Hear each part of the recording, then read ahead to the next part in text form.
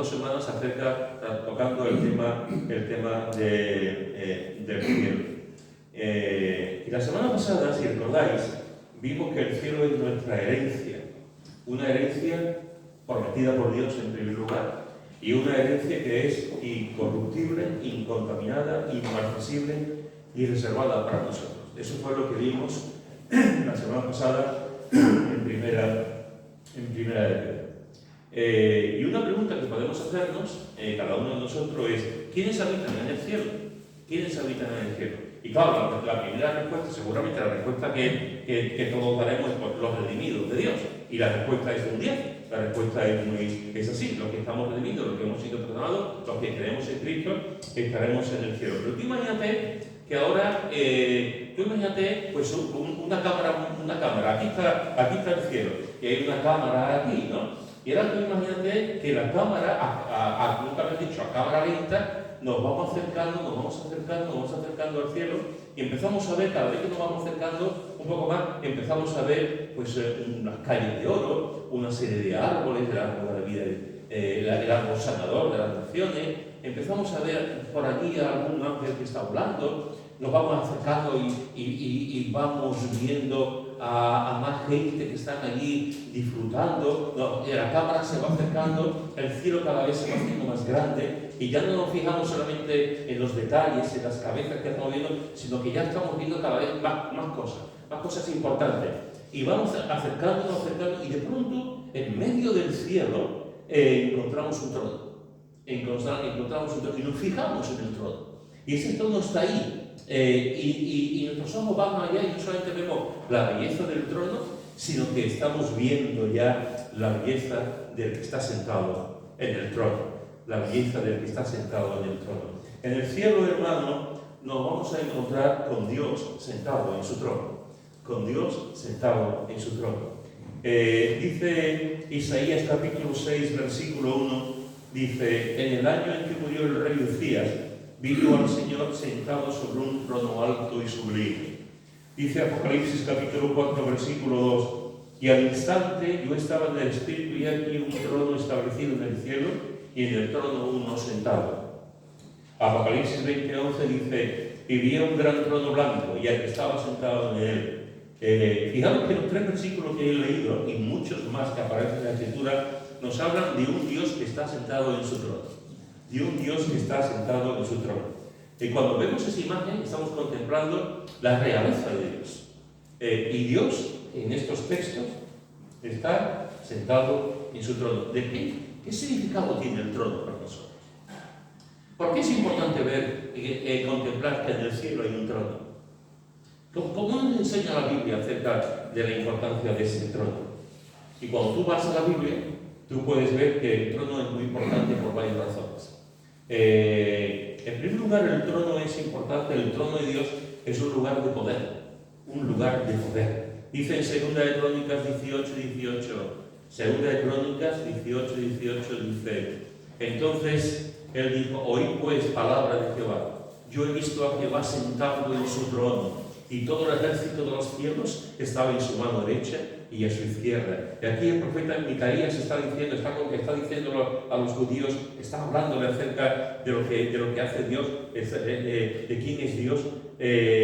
Y Micaías está diciendo: oí Jerusalén, oí Israel, palabras de Jehová. Yo he visto a Jehová sentado en su trono, y todo el ejército de los cielos estaba en su mano derecha y en su izquierda. En la mano derecha los ejércitos, y en la mano izquierda los ejércitos. Es decir, todo lo que es las galaxias, el universo, los seres creados, en este caso los seres angelicales, están en la mano derecha, en la mano izquierda de Dios. Es un lugar de poder. Es un lugar de poder. El trono de Dios es un lugar de poder. Y eso significa, hermano, que Dios es todopoderoso.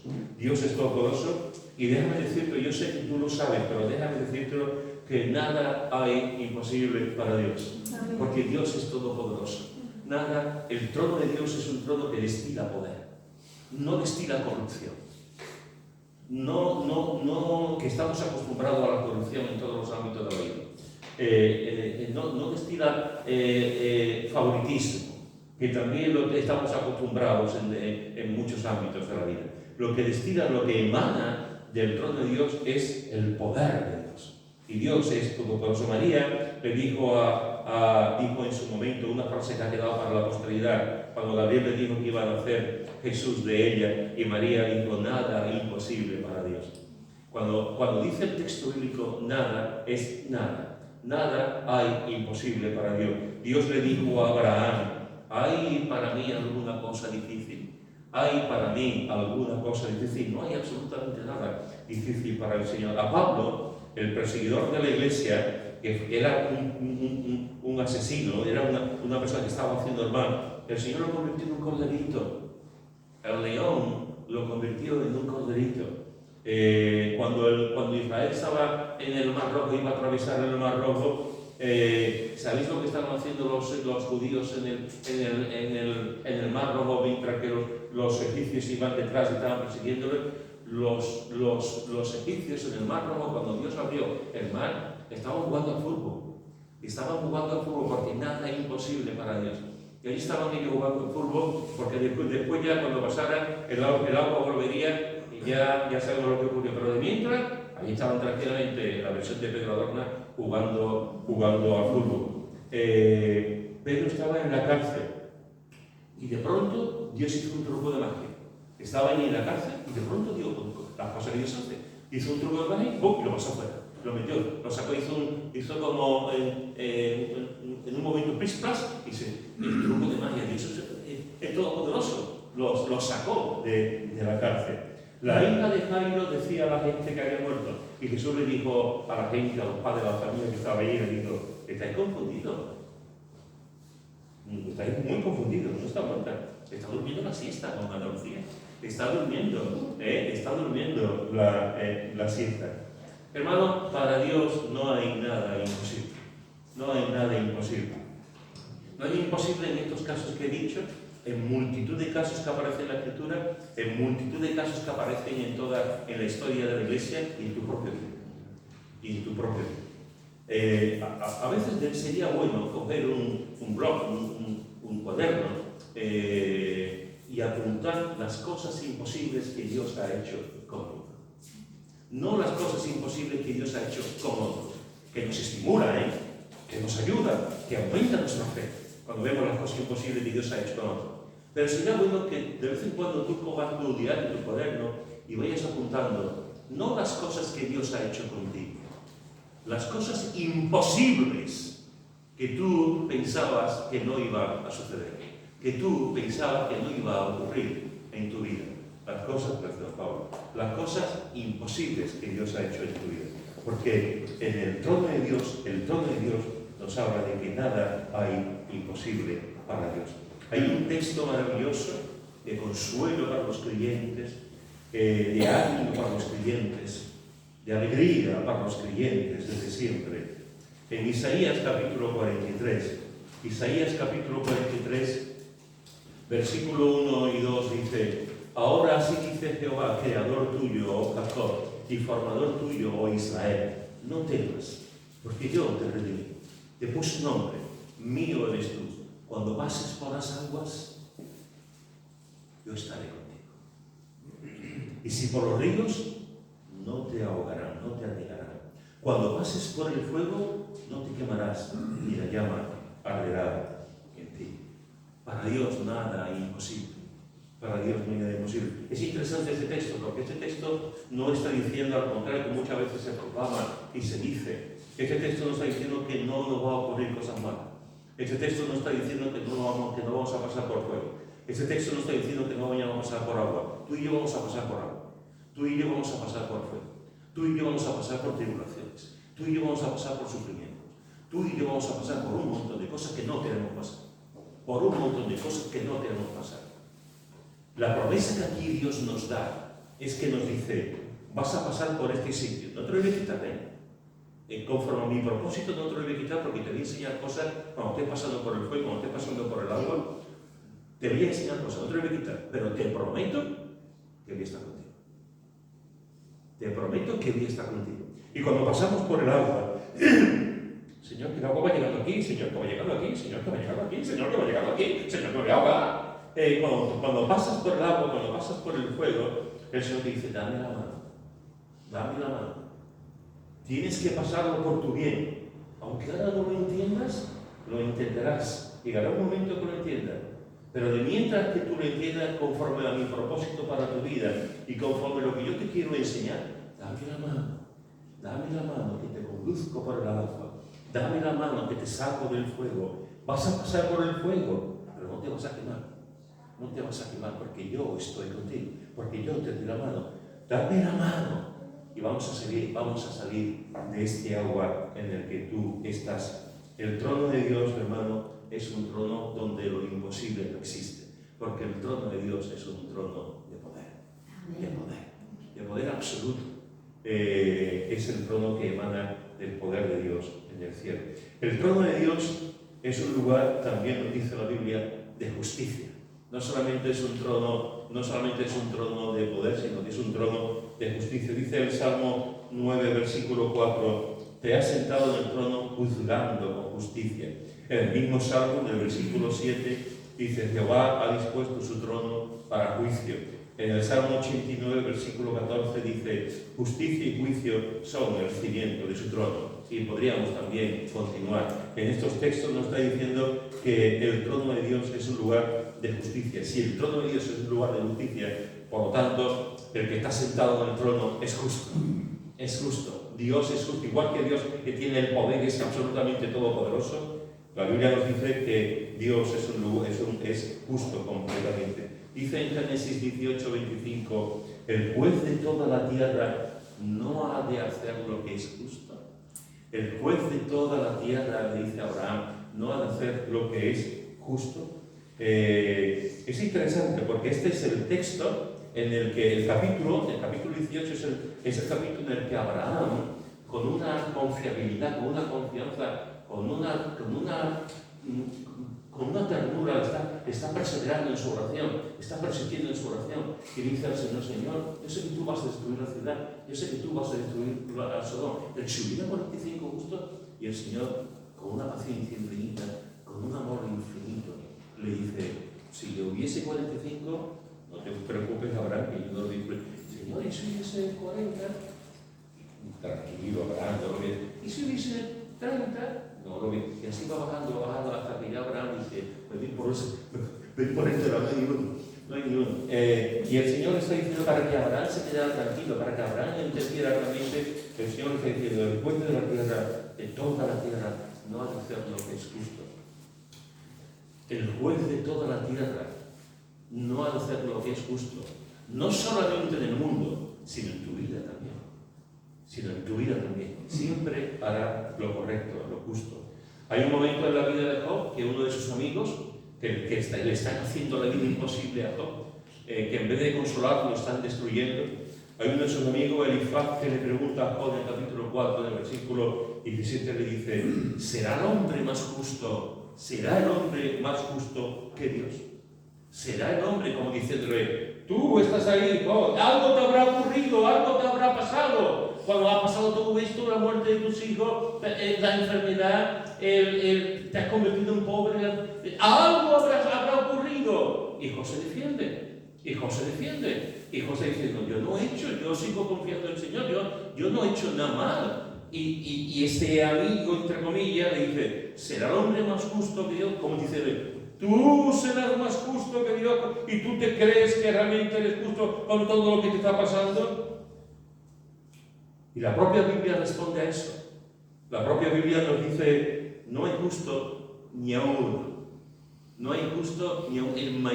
La mayor bofetada que nos pueden dar los seres humanos, porque nos creemos justos, porque nos creemos que hacemos lo correcto siempre. Son los demás los que fallan. Son los demás los que emiten opiniones malas. Son los demás los que critican. Son los demás los que actúan mal. Son los demás los que tienen malos pensamientos. Son los demás. ¡Yo no! ¡Yo no! Y déjame decirte algo, mis hijos tampoco. ¡Yo no! Mi marido lo mejor, pero yo no. ¡Yo no! Mi hijo Nosotros sí, luego sí son malos. Pero, o sea, creemos que podemos ser justos. Creemos que por venir a la iglesia podemos ser justos. Creemos que por leer la Biblia podemos ser justos. Creemos. Pero la Biblia dice, no hay justo ni aún uno. Por eso Cristo es tan precioso. Porque Cristo ha muerto en la cruz para justificarnos. Porque somos justificados en Él. Y toda la carta de Romanos, y gran parte de la carta de Gálatas, es una oda, es un canto a la justificación por la fe. Estamos justificados por la fe porque Cristo es justo. Y se ha presentado delante del Padre completamente justo, llevando nuestros pecados, llevando nuestras cargas y nuestros pecados los han quedado no solamente en la cruz, que ha quedado en su cuerpo. Y somos justificados absolutamente por Él, porque el Señor es justo, justo en tu vida, justo en tu vida. Aunque hay momentos en nuestra vida que decimos, Señor, como Job, Señor. ¿Por qué? ¿Para qué? ¿Qué ha ocurrido? Si yo te amo, si soy justo, si yo ayudaba a los pobres, a los necesitados, si me ponía a las puertas a emitir juicio, era responsable allí, todo el mundo me estimaba. Y el Señor, aunque parezca en esos momentos que se olvida de nosotros, que no quiere saber nada de nosotros, que nos deja solo, el Señor es justo en todo lo que hace, aunque no lo entendamos. El trono de Dios, hermanos y hermanas, nos habla de que Dios es poderoso y que no hay nada imposible para Él, en ti. No hay nada imposible en ti, para ti. El trono de Dios nos habla también de que Dios es justo. El trono de Dios es un lugar de justicia, nos habla de que Dios es justo. El trono de Dios es un lugar de gracia. De gracia. Mira lo que dice en Hebreos 4:16, que dice: acerquémonos pues confiadamente al trono de la gracia, para alcanzar misericordia y hallar gracia para lo oportuno socorro. Acerquémonos pues confiadamente al trono de la gracia, para alcanzar misericordia y hallar gracia para lo oportuno socorro. Este es un texto maravilloso. Y nos está invitando. Dios está en su trono. Dios está ahí y nos está diciendo: venid a mi trono. Venid, nos está invitando a una audiencia real. Nos está invitando a estar delante del Rey. Nos está invitando a que abramos las puertas y lleguemos a su presencia, que caminemos hacia su trono, que estemos delante de Él. Nos está invitando a un lugar de gracia. Acércate al trono de Dios con gratitud. Acércate al trono de Dios con gratitud. Dale gracias al Rey por todas las cosas buenas que te ha dado. Dale gracias al Rey por todas las bendiciones que te da. Dale gracias al Rey por las cosas que estás viviendo, por toda la alegría que hay en tu vida, por las bendiciones que hay en tu vida, por la familia que Dios te ha dado, por el trabajo que Dios te ha dado, por las facultades intelectuales que Dios te ha dado, por las capacidades que Dios te ha dado, por los dones que Dios te ha dado. Dale gracias a Dios. Acércate al trono. Arrodíllate delante del trono y di: Rey, gracias. Gracias, querido Rey, por las cosas maravillosas que hay. Acércate con gratitud, con siempre. El Señor Jesús, hay un momento, que todos recordaréis el momento en que se acercan 10 leprosos. Y el Señor hace un milagro y es por uno. Es lo que Dios hace tremendo. Y hace un milagro. Los leprosos están curados, están sanados. ¿Qué ha pasado? ¡Oh, aleluya! ¡Hemos sanado! ¡Oh! Y se van los leprosos y dice, y acercándose al sumo sacerdote, y se van los leprosos. ¡Oh! Ahora nadie nos va a decir nada, nadie nos va a echar, no somos apetosos, tenemos que llevarse el cerro. ¡Oh! Y se van corriendo, y Jesús ahí, y van corriendo, tanto el último, llegando allí. Y hay uno que se para, los demás siguen, 9 corriendo, y hay uno que se para y viene para atrás. Pero es Él el que nos ha curado. Es Él el que nos ha sanado. Es Él el que me ha puesto su mano sobre mí y me ha sanado. Y vuelve. Y se llega a Jesús. Y sea agradecido. Porque muchos creyentes estamos dentro de los nuevos. Muchos creyentes Dios nos da cosas, y no somos agradecidos por las cosas que el Señor nos da. Y déjame decirte algo. Todo lo que tú tienes proviene de la gracia de Dios. Todo lo que tú tienes proviene de la voluntad de Dios, de la misericordia de Dios. Y tenemos que estar agradecidos, hermanos. Agradecidos. Porque a veces podemos coger el síndrome de estos nueve por eso salir corriendo, estamos muy contentos. Y no le damos las gracias. No le damos las gracias por las cosas que Dios nos da en nuestra vida, que son muchas. Acércate con gratitud al trono. Dale gracias por tu... ¿Sabéis, hermanos y hermanas? ¿Sabéis? Si lo sabéis, claro que lo sabéis. Y seguramente más de uno habéis padecido eso. ¿Sabéis el daño que hay, que pasa en nuestras vidas cuando nos rodeamos de gente que nunca son agradecidas y siempre están exigiendo? Y siempre están diciendo, pues esto se puede mejorar. Pues esto no está bien. Pues esto se porta pintando. Pues siempre con un no, siempre quejándose. Siempre igual. Entre nosotros no. Pero hay mucha gente que siempre está quejándose. Sé agradecido. Da gracias al Señor por la casa que tú tienes. Da gracias al Señor por la casa que tú tienes. Da gracias al Señor por los zapatos que tienes. Da gracias al Señor por la ropa que tienes. Da gracias al Señor por la cama que tienes. Da gracias al Señor porque abres un grifo y sale agua caliente y agua fría. Da gracias al Señor porque tienes un lugar donde tú abres la puerta y metes la cosa en la nevera, en el frigorífico. Da gracias al Señor porque no tienes que ir al río a lavar ropa. Da gracias al Señor por las bendiciones que Dios te da. Por el abrigo, por la bufanda que tienes. Porque te abriga del frío. Da gracias al Señor por todas las cosas maravillosas que el Señor te da. No seas como los leprosos, los 9 leprosos. Sé siempre del otro, del que se acerca al trono con gratitud. No solamente te puedes acercar al trono con gratitud, acércate al trono sin miedo. Sin miedo. El rey que está sentado en el trono es bueno.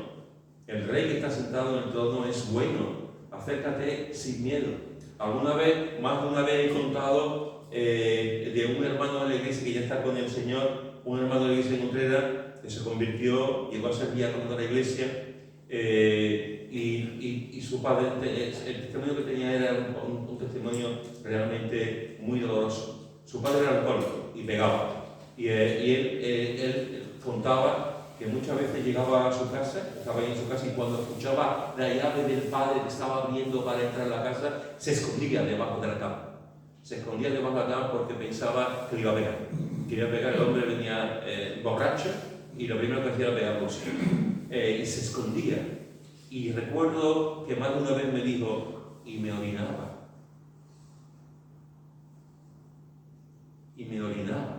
Del miedo que le tenía a mi padre.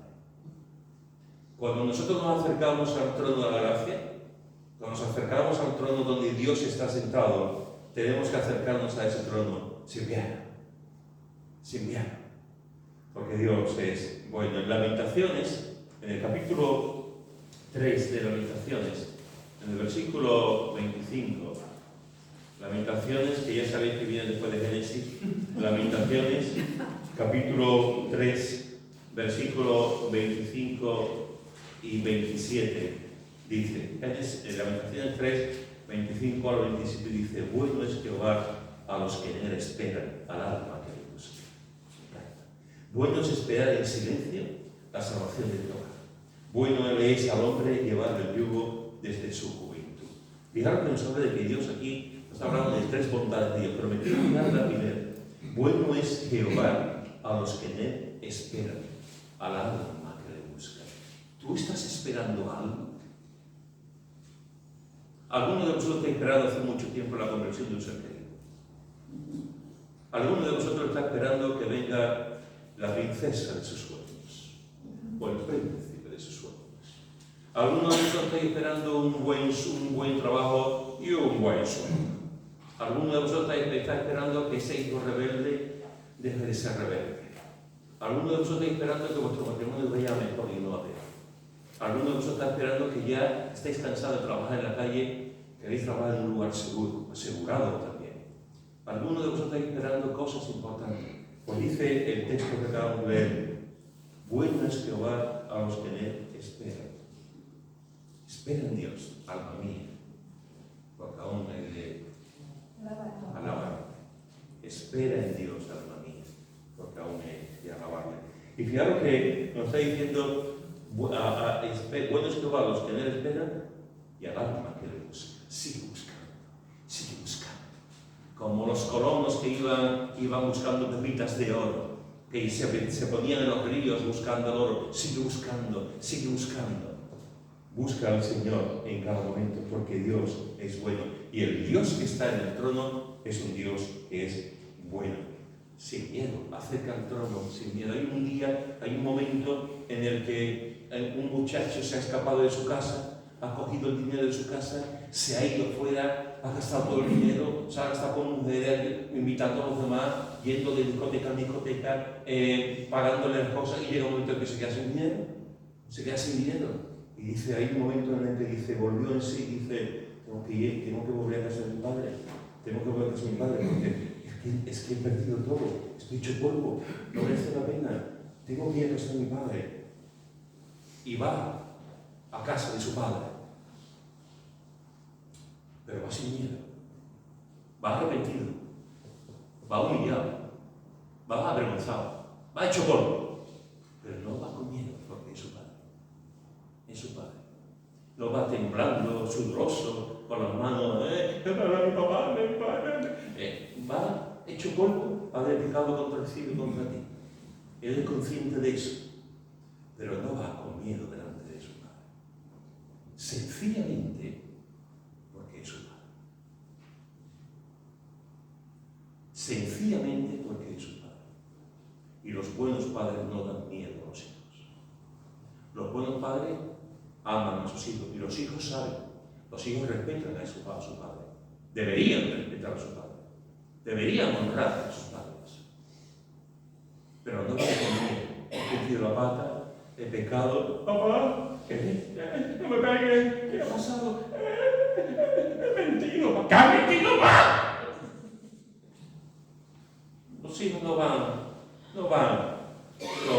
con miedo a sus padres. Porque son sus padres y los aman hasta el infinito. Los aman. Cuando te acerques a Dios en el trono, acércate sin miedo. Porque en ese trono está tu Padre, que no solamente es el Rey, sino también, y es un Rey que te ama y está ahí contigo, y sabe tus problemas y tus circunstancias. Así que cuando te acerques al trono de la gracia, acércate con gratitud, acércate sin miedo. Y acércate con confianza. Dice en el Salmo 40, versículo 1, dice: bienaventurado es el hombre que puso en Jehová su confianza. Feliz el hombre que puso en Dios su confianza. Isaías capítulo 26, versículos 3 y 4, que algunos de vosotros conocéis muy bien, dice: tú guardarás en completa paz a aquel en cuyo pensamiento en ti persevera, porque en ti ya ha confiado. Confiar en Jehová perpetuamente, porque en Jehová el Señor está la fortaleza de los siglos. Tú guardarás en completa paz a aquel cuyo pensamiento en ti persevera. ¿Por qué? Porque en ti ha confiado. Porque en ti ha confiado. Confiar en Jehová perpetuamente, porque en Jehová el Señor está la fortaleza de los siglos. Se cuenta de un fuego que hubo en una casa, y la casa estaba ardiendo, y había un niño que salió a la ventana, la casa completamente ardiendo, y el niño estaba solo en aquel momento en la casa. La familia algunos de la familia habían podido salir, pero él no pudo salir. y estaba el padre debajo y le decía, salta, salta, el niño muerto de miedo, salta, salta. El niño no se atrevía porque el fuego estaba ahí, estaba alegre, salta, salta. Y el niño, al final, confiando en que era su padre, se tiró de allí y su padre lo recogió. Al final su padre se reventó los brazos, pero lo cogió y lo salvó. Eso es lo que tenemos que hacer nosotros. Tenemos que confiar en el que está abajo. Tenemos que confiar en que cuando nos tiramos, Dios nos recoge y Él levanta sus brazos y nos coge y evita que nos demos un trompazo tremendo. Tenemos que confiar plenamente en el Señor. Pablo y Silas estaban confiando. Pablo y Silas estaban en la cárcel y en vez de estar quejándose, en vez de estar hecho polvo, en vez de hacer, Señor, dame el libro de reclamación, en vez de estar mal con el Señor, estaban allí cantando y orando, cantando y orando, cantando y orando, porque estaban absolutamente confiados en las manos de Dios. Pedro estaba en la cárcel dormido, como decía antes. Estaba en la cárcel dormido y estaba allí metido en la cárcel en cautiverio, guardado por los soldados allí, y estaba cuajado. Estaba dormido completamente Pedro en la cárcel. Y estaba en un lugar que podía acabar con su vida. Y allí estaba Pedro dormido. ¿Por qué? Porque estaba confiando en el Señor. Estaba confiando en el Señor. Confía en el Señor. Confía en el Señor absolutamente en todos los momentos de tu vida. Aunque hay cosas que se nos escapen, confía en el Señor porque Él tiene el control de tu vida y Él es bueno con tu vida. Así que fíjate, hermano, tenemos un trono. Dios está en el cielo, Dios está sentado en ese trono. Está haciendo audiencia, está en su trono. Y el trono en la Biblia nos habla de que es un lugar de poder. El trono en la Biblia nos habla de que es un lugar de justicia. El trono en la Biblia nos habla de que es un lugar de gracia. Y el trono en la Biblia nos habla también de que el trono en el cielo es un lugar de santidad. El trono en el cielo es un lugar de santidad. Dice en el Salmo 47, versículo 8, se sentó Dios sobre su santo trono. Se sentó Dios sobre su santo trono. Me encanta. Dios está sentado en su trono. Es un trono santo. Dice en Efesios, en el capítulo 5, Efesios, capítulo 5, dice, versículos 25 al 27. Efesios 5, 25 al 27, dice así.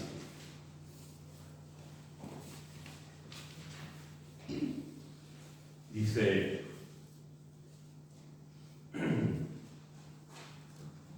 por favor, maridos, no enfadaros conmigo. Si tenéis que enfadaros con el Señor y con Pablo, pero no enfadaros conmigo.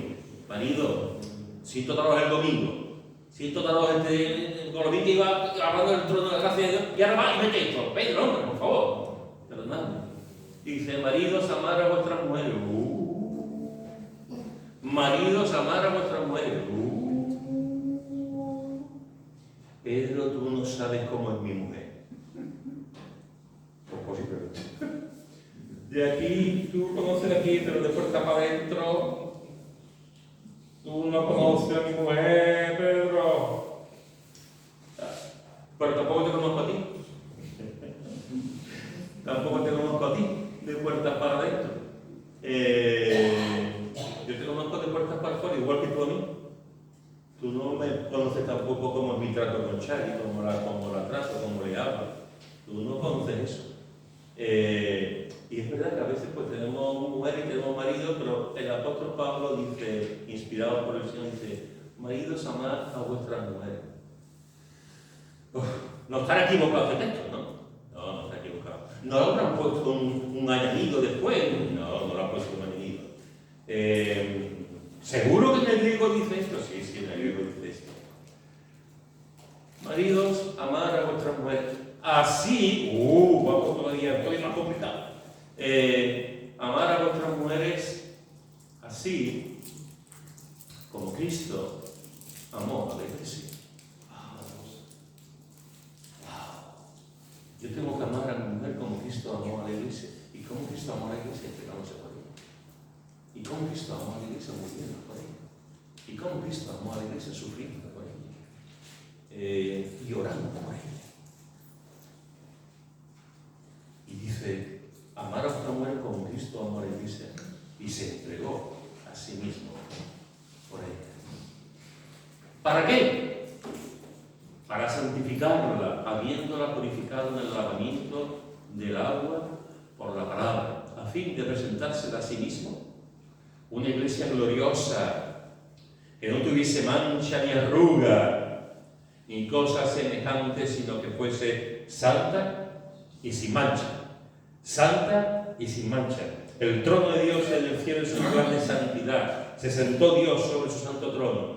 Y tenemos que vivir, hermanos y hermanas, como santos delante de Dios. Tenemos que vivir en santificación.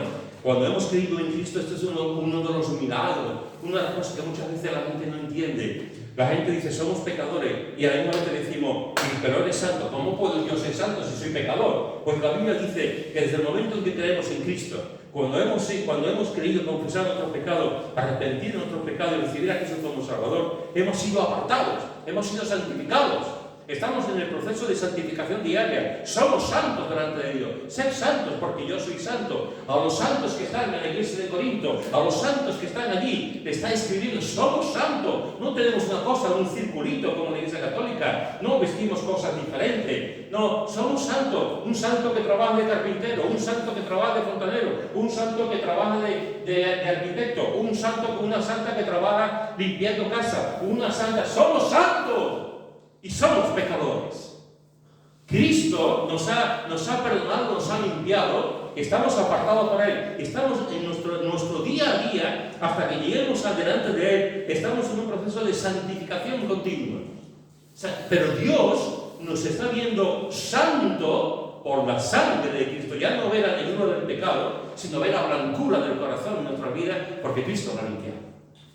Porque Cristo la ha limpiado.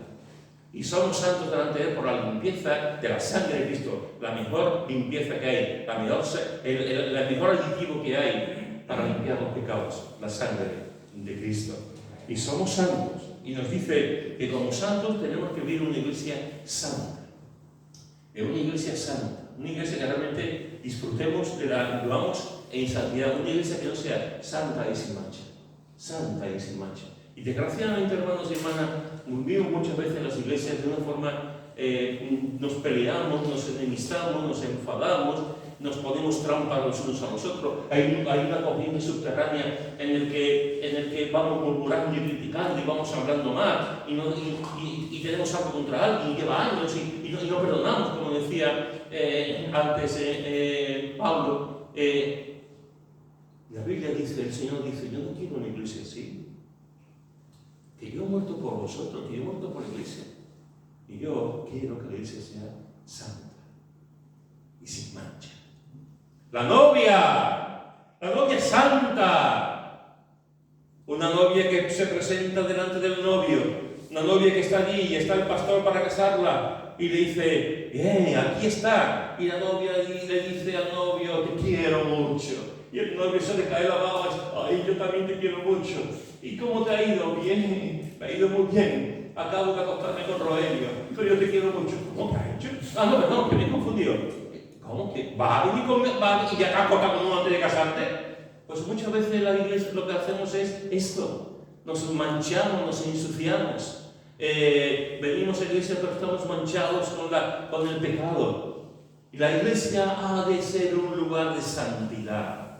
Ha de ser un lugar donde podamos vivir plenamente la santidad delante de Él y delante de los demás. Estamos llamados a ser santos, hermanos. El apóstol Pablo, cuando comienza el libro de Romanos, una de las cosas que dice, llamados a ser santos.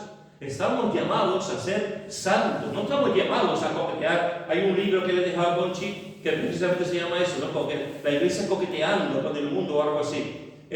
Coqueteamos con el mundo, coqueteamos con cosas, vivimos de forma carnal y que el Señor nos dice, ser santos. Yo soy santo, soy el novio. Y la novia tiene que ser santa. Su vestido blanco, bella, sin manchas, delante de Él. El trono de la gracia, el trono donde Dios está sentado, es un trono santo. Y en ese trono santo, Dios está sentado y nos dice a nosotros, como hijos suyos, vivir en santidad. Vivir en santidad. Déjame decirte algo. Si tú abres la puerta, un poquito la puerta, y permites el pecado en esa puerta, nunca más la vas a cerrar. Ojo, no me confundas. No estoy hablando de que no tenemos que pecar, es imposible pecar. No. Una de las grandes verdades que tienes que reconocer en tu vida es que tú eres un pecador. Y lo sigues siendo. Y somos pecadores. Pero una cosa es ser pecadores, y el que diga que no es pecado, que no comete pecado, le hace a Dios mentiroso, y además es muy villano. Pero si tú abres la puerta y dejas entrar el pecado en tu vida, nunca la vas a hacer. Al revés, cada vez la va a abrir más, porque tu conciencia se cauteriza, porque tu corazón se endurece. Porque ya no le prestas atención a lo que dice la palabra, como estamos viendo en Santiago, sino que quieres hacer tu santa voluntad. Y cuando uno quiere hacer su santa voluntad, entonces no hace la voluntad de Dios. Y se rebela contra Dios, y peca contra Dios, aunque venga la iglesia. La Biblia nos dice que tenemos que vivir en santidad y la iglesia, es decir, tú, aquí y fuera, en tu trabajo, en tus estudios, tienes que vivir en santidad. Santidad no significa ir vestido de negro, hermano. Santidad no significa ir vestido con un traje de barro. Santidad no significa que no te puedas pintar los labios. Santidad no significa que no puedas, como vimos el viernes, que no puedas ver una buena película. Santidad no significa que no puedas bailar. Santidad no significa que no te puedas reír. ¡Ah! ¡Te reías, que es pecado! Santidad no te tiene que dar miedo. Santidad es algo bello. La santidad es bella, porque Dios es bello. Porque Dios es bello. Así que, hermanos, en esta mañana te he dicho que en ese ejercicio en el que una cámara se ha ido acercando al cielo y hemos visto poco a poco, hemos visto los paisajes del cielo, la ciudad del cielo, la gente que está en el cielo, y de pronto encontramos lo más hermoso que hay, el trono de Dios, y sentado Dios en su trono, ahí. Y hemos visto que el trono de Dios es un lugar de poder, el trono de Dios es un lugar de justicia, el trono de Dios es un lugar de gracia, y el trono de Dios es un lugar de santidad. Y ese trono